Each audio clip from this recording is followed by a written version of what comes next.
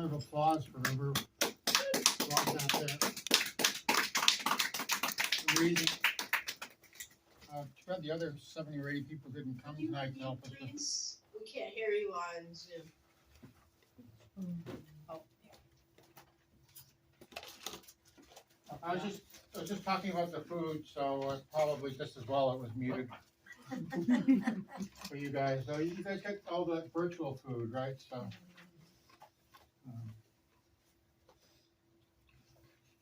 All right. The Recording in progress. next part is possibly the hardest part of doing the evaluation.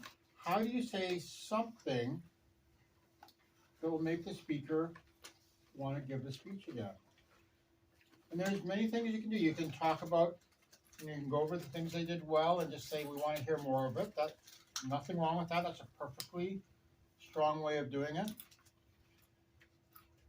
You can talk about an area or a place where they could give that. You know, oh, if you went to retirement homes and gave that to, you know, people who have had cardiac events, that might be a really interesting story for them. You know, it helps if you know a little bit about the speaker and if that sort of thing is possible. It also helps if you know something about the speaker and what their goals are. You know, tell them how they can take that in the other goal. But I maintain that probably the most effective thing you can say about someone's speech is to tell them how it hit you emotionally. How did it affect you?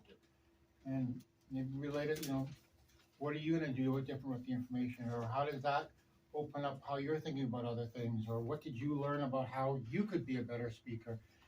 Anything like that, just to say, this speech touched me personally. End of the day, I believe that's why we're all speaking, is we want to get up there, give our message, and have it impact people. So hearing how the speech impacted just you is fine. Or, you know, you can say, I was looking around the audience, I saw everyone was laughing. I saw somebody nearly fall out of their chair. Things like that all helps. But, you know, think about how you can say something really personal.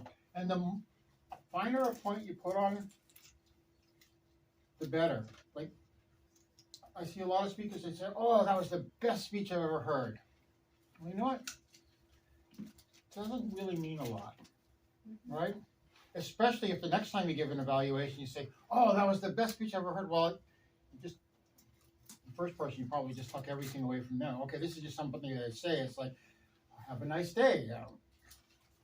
You know, do they mean that or not? Are they literally paid to say that to every customer, right? So the finer a point you can put on it, the harder it lands. So think about what you can say and how you can say it to make it land. Lisa, do you want to introduce our third speaker? Sure.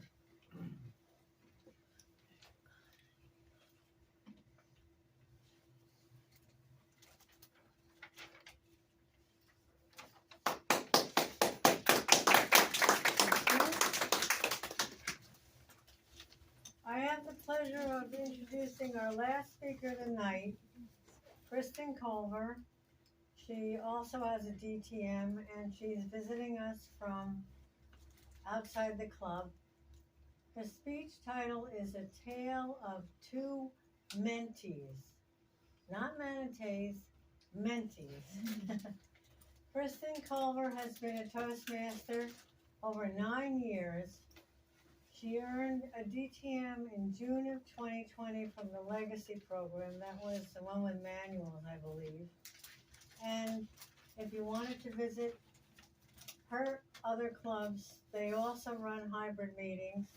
One is located near Boston called Advanced Access, and she's also in the JP Toastmasters.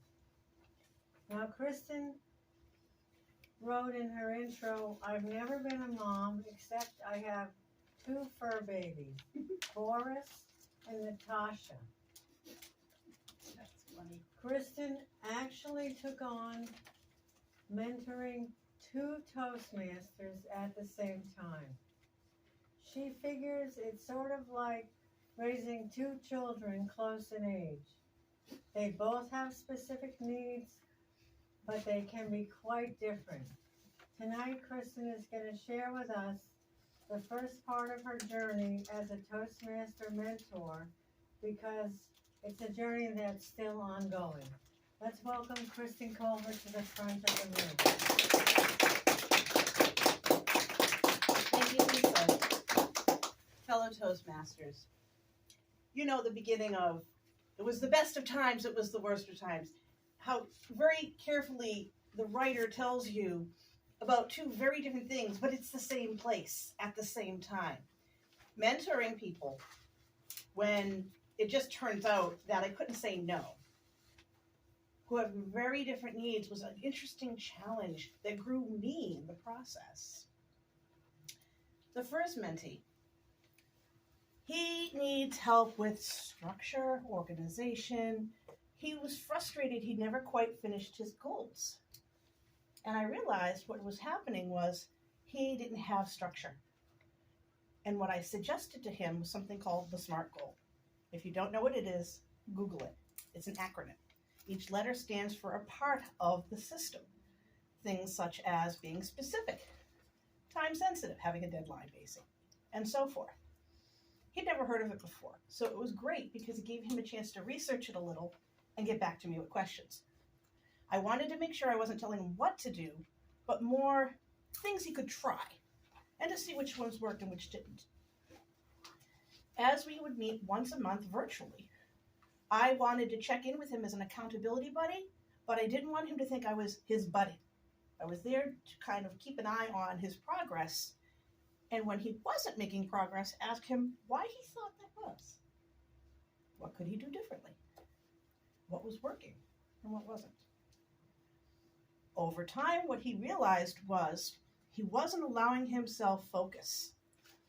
I have ADHD. I have to turn off all the buzzers, all the lights, all the notifications, and set a timer when I want to focus for like a half hour, writing or practicing a speech or any other task. While he may not have the same situation, that technique can be very useful.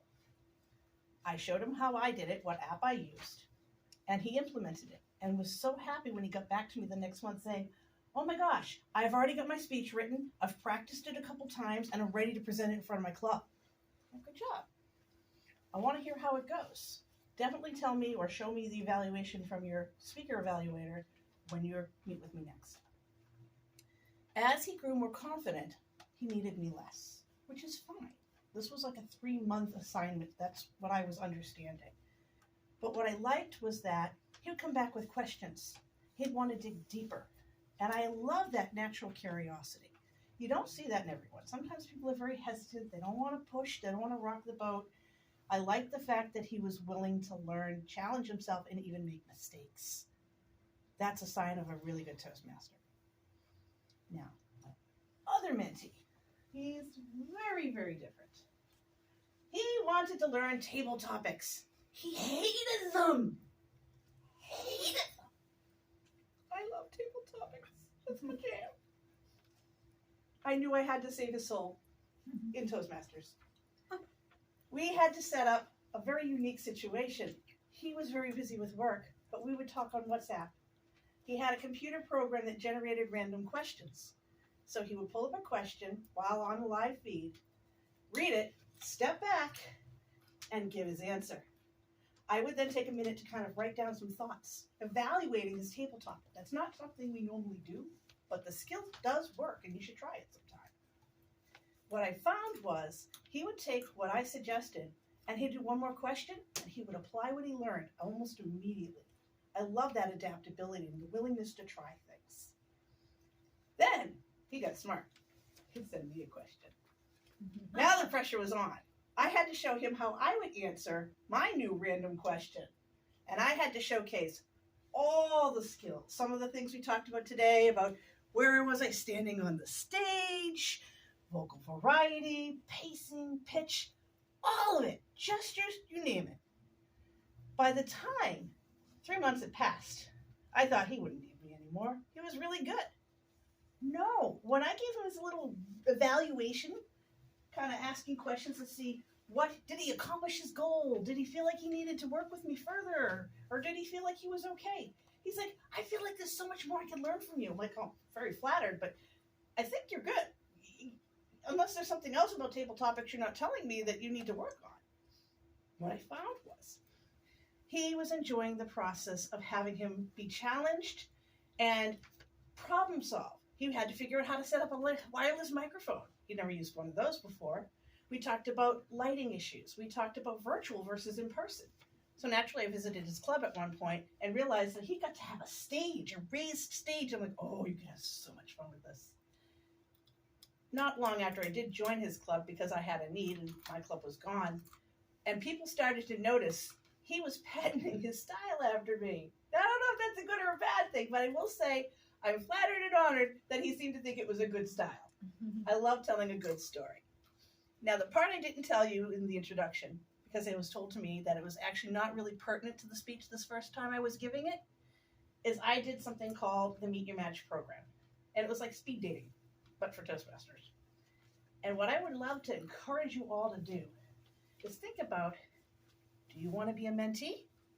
Or do you think you're ready to be a mentor? Because if either of those speak to your heart, I encourage you to consider being a mentor too. Mr. Talkett, I don't know, should we irritate at least this way? We'll let that go. Perfectly ambiguous. All right, give you a minute and a half to think about that. And we'll do a group evaluation. And then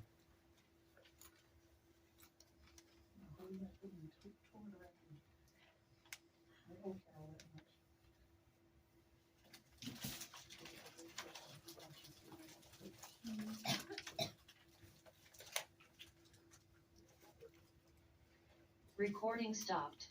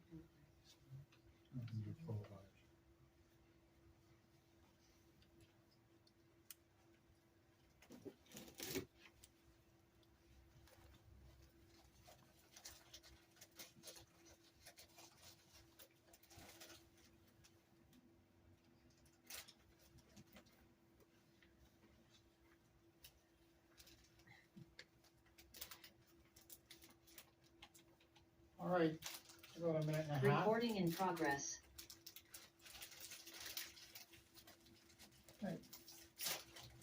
Someone want to talk about something that resonated with them in that speech?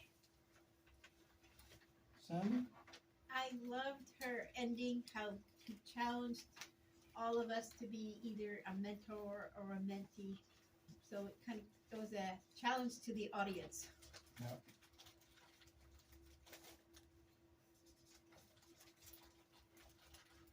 So again, It was actually very inspiring. After her speech, I do want to sign up for to have a mentor. wow. Yeah, I know. I'm like, really? Kristen, how does that feel when someone said, That's actually what I live for, to hear that something I said made them want more.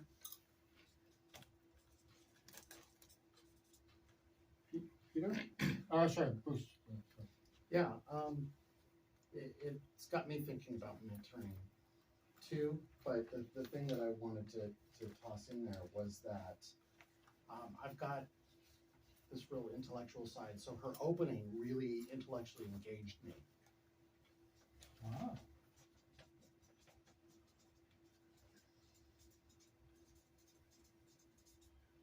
Someone from Zoom, I would like to make a comment. Taking a step back and looking at the speech as a whole, I found myself so pulled into it that when you said we're going to analyze it, it was like, oh, wait a minute. I had to stop for a moment because I had been so engaged in it. I wasn't looking for anything. I was just totally entertained. yeah, which is, you know, as a speaker, I like the evaluation, but boy, you hear something like that, that really, it's a real solid compliment. Warren and then, Yeah, I like the way she mentioned how that person practiced table topics. I think that is really nice. what about about it? I thought it was a novel idea that is good to. I hadn't thought about it. Yeah. Excellent. Sorry.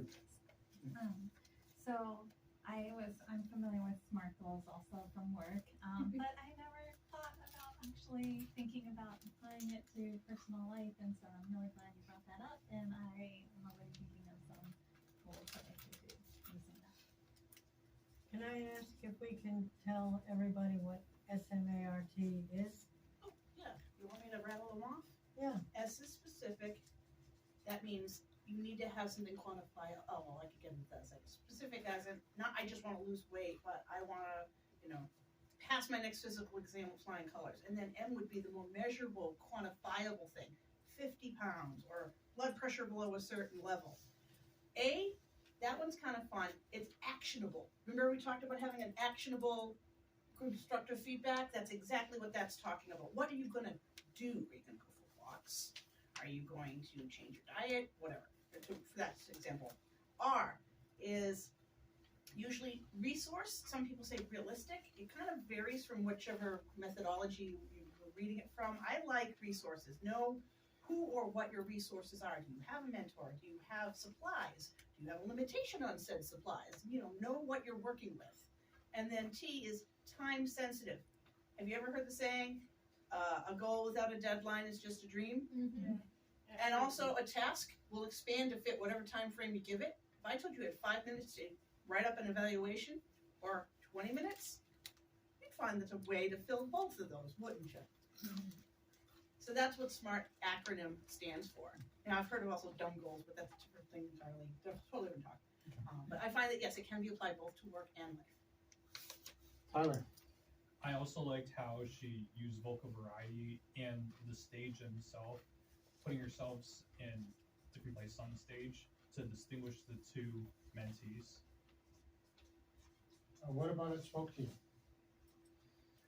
It just made a distinction that each of the mentees had a different goal in themselves and that there are different tasks they wanted to accomplish. It helped you relate to the two different lessons. Is that fair?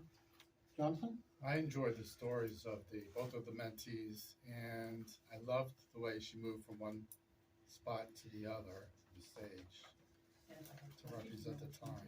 I mean, the person.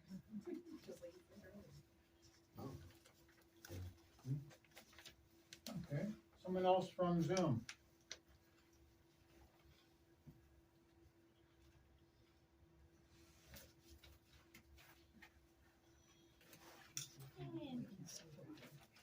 I'm patient. Someone else have something? Can I hear you? You guys hear me? Is it frozen? Oh, yeah. No, Tracy's not. Yeah. I don't think they can hear you. Oh, No, they can hear. Yeah. Nancy was nodding. Okay. Most of what I thought has been covered. oh. Okay. Fair enough. Anyone that hasn't gone? I really liked how she told us what motivated each individual and how different they were, and then what challenged them as well. So it was a good contrast of two different individuals. I loved how animated she was and she brought energy to the stage.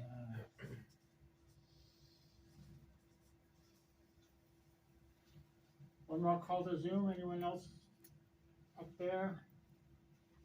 pacing was really good. It kept you engaged, and you know, she just kept it moving, and she used the stage very well.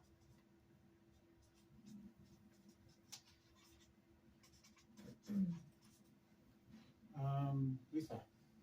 I think and also Andy.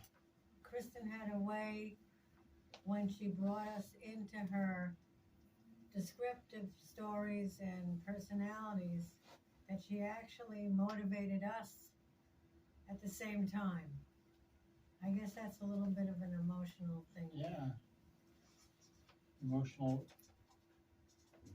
motivation. Okay. Maggie?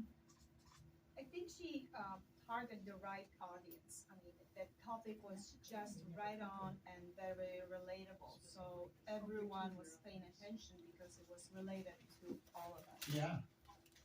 Room full of Toastmasters. Know your audience. Yep. Peter? Can I throw out two really quick, if that's okay?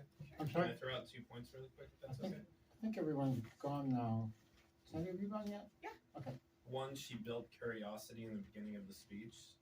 So any effective speech, you want to build curiosity in order to pull your audience in. So, for example, not only was the opening effective through the Tale of Two Cities, but also the SMART goal. So immediately we asked ourselves, like, what is she going to be talking about? Why am I invested, right? And then I feel like the second point is a little too complex, but as I was breaking it down, I almost familiarize it, or I almost think about the hero's journey, right? So she has this call to action, which is to mentor others. She has a sage in the middle of her story, which is her mentees. And then in essence, she changes as well. So kind of like character change and development. Yeah, for me, it was the middle of the story when she was talking about how it affected her, and she was almost tearing up as she was talking about how emotionally engaged she was in, and it just hit me right there. I loved that part of it. One, okay, Bruce? I loved her display of emotion when she mentioned table topics and how the one mentee didn't like it or was struggling with it. Just it was a really great emotional expression, very expressive. All right, just to check in with you, Kristen, how do you feel about all that feedback? I was already planning on giving the speech again, but it really gives me encouragement that it's not repetitive or wasted. Like you said, being the right audience. Oh, we've heard that one before. Oh, and knowing that it landed in so many different ways, that's, yeah. All right, so let me just summarize. So I think we all start out thinking that constructive feedback is the most important thing. And I hope I've convinced you that, I mean, it's not that it's not important, but out of the three things, I really feel like it's the least important. It's the, usually it's the most obvious things you can say, and so they could possibly figure it out for themselves, or they could possibly get that feedback from someone else, a lesser person than you. I have an ego the size of a planet, if you guys haven't figured that out yet. Then talking about all the things they do well. And you saw how long that list was. It's amazing the things that you can touch on that they might not have thought of that they were doing well, that actually made them a really good speaker. You know, some people sound so comfortable. It's like sitting across the table, having a conversation after a fine meal.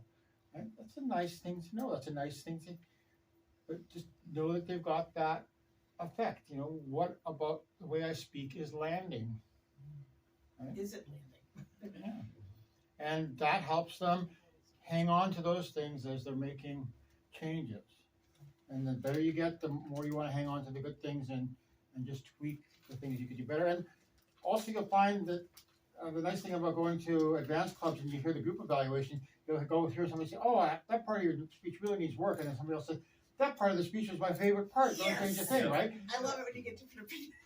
And you think, oh, well, that's useless. No, that's telling you that you're giving it to a diverse audience, and some things land for one people and don't for other. And that's great information. And how do you get that information without that? Okay, so that's the constructive. And then the last one, motivating them. Tell how the speech landed on you. Give them some motivation to get doing that. getting up and giving that next speech, going out there and working even harder on the next one. And that's the motivation. And if that's not landing, then the other two things are just words. They're just words. There's two things I'd like you to think about over and above all of this.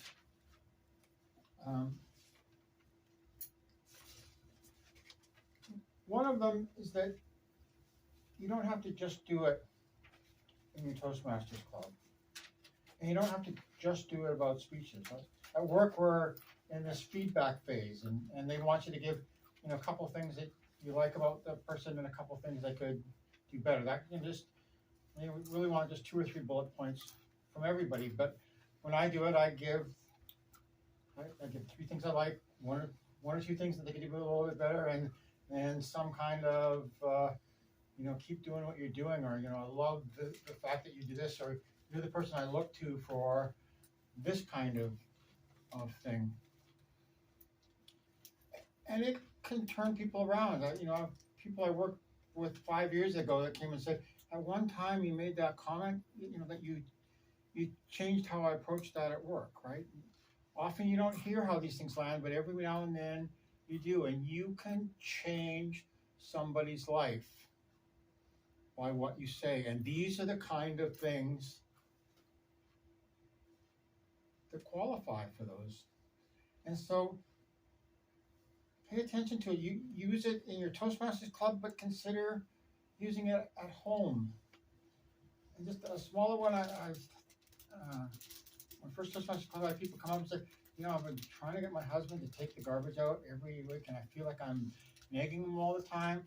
And I did what you said. I went up and I just casually talking to him 2 or 3 things that he's done lately that I really, really liked, and then something else. And then I said, and would you mind taking the garbage out? And after you set them up with the things you like, of course, somebody that thinks that highly of me, I don't want to lower their opinion of them. Of course they'll take it.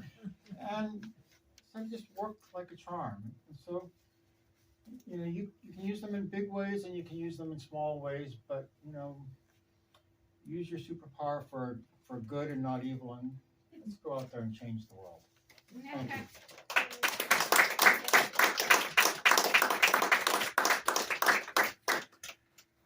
Any questions or anything that I didn't cover, or? Aren't we lucky we have Alan in our club, huh?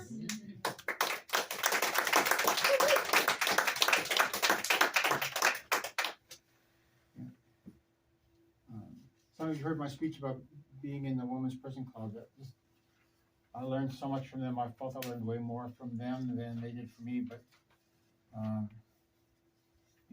you go to Toastmasters meetings and you hear stories about other people, and you think, who are your friends? Your friends are the people you have the most shared stories with. And so in some ways you make deeper commitments to people in Toastmasters, people you know more about. I've a place of work, there's somebody I was in a meeting with him every day for 3 years, and then he joined the Toastmasters Club, and 6 months later I knew 100 times more than I had in the first 3 years working with him. We don't often connect. Social media connects a little bit, but not fully. And coming here and hearing people's stories and giving them positive feedback and telling them what they're doing well and motivating each other to get out there. It's like we're each reaching over and grabbing each other's shoelaces and pulling, and physics says nothing should happen. We should just all stay in the same place, but somehow we find ourselves floating above. That's Mount Everest down there, that tiny little thing, right? It just helps lift us all forward. And the stronger the speakers are around you, the stronger the feedback they're giving you, the stronger you are. So you're making the people around you stronger. Strengthens you, doesn't weaken you. Anyways, I can go on for a couple hours because DTM don't time me. Thank you, Alan.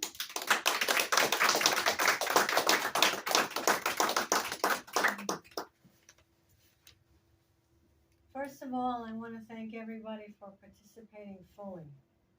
How many people felt that this workshop was well worth it? Raise your hand. Good. I'd like to try to do it again in a few months, but maybe this time instead of members only, and we will need a crew to help us, let's do it for the public. We can still do it in person and on Zoom, and we might get people to find out about our club, but the goal is to share the information with the public. And on Zoom, did you get a lot out of it? It was great, and I had a question for Alan. Okay. I just wanted to understand that usually during evaluations, I've noticed both Alan and Peter come up with techniques that they use as reference. So I'd like to understand a little bit more about where do they go look for these techniques? Are there resources? How can we learn a little bit more about these techniques and probably use them when we are writing down our speeches? Yeah, there's a variety of resources out there. I'm not sure if any of you heard Darren LaCroix, who was at CLCon. I didn't hear him this time, but I heard him speak 4 or 5 times. He's awesome. But when he was learning to be a speaker, he said he went to the Bible, and he said, well, not the. I mean, maybe you can get in the Catholic Bible, but there's how to be a public speaker. The Bible of Public Speaking. You can buy it from Amazon. There's actually 3 or 4 books with that title, and they're all pretty decent, and they're all full of things to try. And you know, I'm a huge fan of Kaizen. Like, read through the table of contents, pick one that kind of catches your eye, read that a little bit, and then go try it. And then a couple of weeks later, go back, rinse and repeat. And if you evolve 1% as a speaker every week, you know, in 6 years you'll be 10 times better than you are right now. 1% at a time takes you a long way. Did I answer your question? Yeah. Thank you so much, Alan. This You're was welcome. wonderful. Thank you once again. Also, Ruth, if a lot of times when I listen to evaluations, I'm taking notes because I'm learning the style or how the evaluator is evaluating a certain speech. And I do that with Peter, and I do that with Ginny, and I do it with Alan. We have really accomplished speakers in our club, and from my point of view, we're learning from each other. And I think that's important is to not feel that the takeaway should be that you're always going to learn, and making mistakes is okay. It's a safe place. Or giving an evaluation that you didn't think was so great. The person might have thought it was terrific, or give another evaluation another time and try again. Because that's really the hardest part of Toastmasters is the evaluations. Most of us are terrified of hurting somebody's feelings. But you don't have to hurt anybody's feelings with the Oreo cookie approach and with what we learned tonight. And I also want to thank everybody who was involved in making this a success. And certainly, Stacy outdid herself. I added some little things, but boy, if I ever have a party that needs a caterer, I'm going to get it. And I like the fact that we rolled with the punches. You guys didn't know it, but our meeting room upstairs is now turned into a fundraiser auction thing. So we had to find another place, and I think we did fine. And thank you for attending on Zoom. I'm really glad.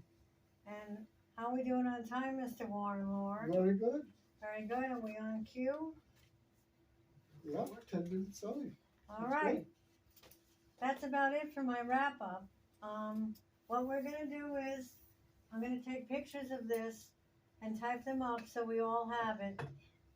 And I've asked a few people who were here to take notes today and also put their own notes on it, because I promised Barbara and Bruce that they would have a written evaluation so that they can get credit in their pathways. And Kristen, I'm gonna write yours up too, but Thank you. I mean, why And not? if anyone has any constructive feedback, I could use that too. So send it to Lisa and she'll send it on to me. Cause that's Okay. only the third iteration and I've even done it with Looply just to see what kind of feedback it gave me. It was actually kind of interesting. So if you haven't tried that app yet, definitely give that a shot. Okay. Yes, Aggie. Lisa, can I actually ask, Kristen, I know that the sign up for the Matching. matching, it's Carol already- Latoff is the one who is coordinating the Meet Your Match program. And the speed networking thing that she does Right. is, I think she's doing that every 6 months. I'm not I think 100% so, sure. yeah. But definitely reach out to her, because in the interim, she may still have people who are still looking Still looking. to be matched up and could still facilitate that. Okay, so I will just grab information and pass it to the club if someone is interested. I will think pass it. it's also on the District 31 And website. if you're gonna Yes, do it that, is. don't forget to take advantage of the mentoring module in Pathways. There's actually a couple of speeches that you can give and work your way through the module, and that counts towards, I think it's the Pathfinder, not necessarily your DCP points, but it does account towards the Pathfinder. Yeah. So just FYI, fun, useful things. Okay, everybody, Find, no, Thank it should you. be find useful, find yourself information. FYI, find Yes. yourself information. Aggie, I'm gonna close out the meeting Yes, unless you wanna absolutely. say. Close the meeting and All I will right. put them. more Recording information. stopped. All right, thank you, everyone. Okay, everyone, one more note. I just got a notification from a Metro West Toastmaster. They are here in Framingham and they are pretty small. They have an open house tomorrow night at McAuliffe Macaulay Library. Branch Library. It's very close. It's nearby here, like 5 minutes away. You can also meet them in via Zoom. I would encourage you to actually try and see how they are, because there is opportunity that we could actually give speeches in their club virtually. So if you want to give speeches, I trying to work with Pius. Remember him? He visited our club to see if there's opportunity where we could actually help them with their program and also help you to give spots for your speeches. That will be it. And come next week, we'll be up here, hopefully. No, we'll be there. And again, thank you so much for your patience for moving here. Actually, it didn't work out that bad. It was very cozy and comfortable, right? Hopefully. If that stuff is still there, I have a great idea for table topics. Have your people pretend to auction off these lovely gift baskets. That could be a lot of fun. That would be a lot of fun. Yeah, that's wonderful. Actually, I took it from there. Thank you, guys. I learning it too. I just took the one page with the notes on it. I don't need the whole notepad. No, I took it from the Conference. yeah. That's right. Do the chairs need to go back I like upstairs? the They give you those Oh, little- they- Yeah, they little do. notepads You like that them more than the usually class, give. It's or- like, Yeah. good size notepad. I like I'm an the old note. punker. Well, not old, but Yeah, I'm a huge punk rock fan, so. Yeah, Yeah, so they got it back. everyone, Yeah, please, not please so take much your into the chair class. upstairs No? and put it in I was about to say that. normal Holiday room that we Cambodia. have. That would be Yeah, very right? helpful. Yeah. You know what, I Oh, I'm a think huge so punk rock fan, anybody yeah. wants to cheer Yeah. them. I was bummed there was a punk rock You wanna concert show them how on cheers go Sunday back night. on Yeah, the yeah, I'll in show the them. museum hall that they have here. I don't know if you've heard of it. Oh, yeah, they're Ruptures. Stuff up there. Really cool band. Female lead singer. Like, highly recommend them. And then Laura Sherry is the band called Carry the Against chair. Hot Water Music. Chuck Reagan. Yeah, so I'm like, you know, like that folksy punk rock music. So I was always teaching it to me. No, no, Yeah. it's fine. Oh, I love it. That's awesome. I know. Yeah. Okay. I'm ready to Yeah. Yep. Yeah, I mean, she's music fan, And I'm the so, one yeah. that, but honestly, No, I that's wasn't cool. have to worry about being nervous and get nervous. Oh, you did? Okay. Oh, Oh, I think I remember that. Yeah. Yep, I think I remember that. We're doing the social media ceremony. Yeah, I remember that. Yeah. That's all like the yellow. Really cool. And then I wore it to my club the other night. And of course, I wanted to wear it here because, yeah, of course, why not? Why not? It's next year. Were you? Yeah, I What, know. were you I'm sick like, I or? know I won't go to waste. Oh, okay. No, my daughter is. Okay. I walked in the door and I already know a bunch of people that's. But yeah, I don't think she And does. I'm like, I saw you on my stuff. Okay. I know, you can't get rid of me. I keep showing up and not like the freaking monster way. More like a Oh, God. neighborhood friendly, you know. Our band was short-lived now. I like to visit other clubs. I like to know where they are and how. Punk rock, man. You have an interesting setup with the camera here and the Right? laptop and the projector. My dance club uses an I'm gonna have to go look it up. The Will cameras, TV. everything, but we invested. That was not something that every. Can I help you right Oh, now? no, that's okay. I got it. Thank you, though. Your family's gonna love you when you come back with all these goodies. Yeah, we'll have leftovers for several days.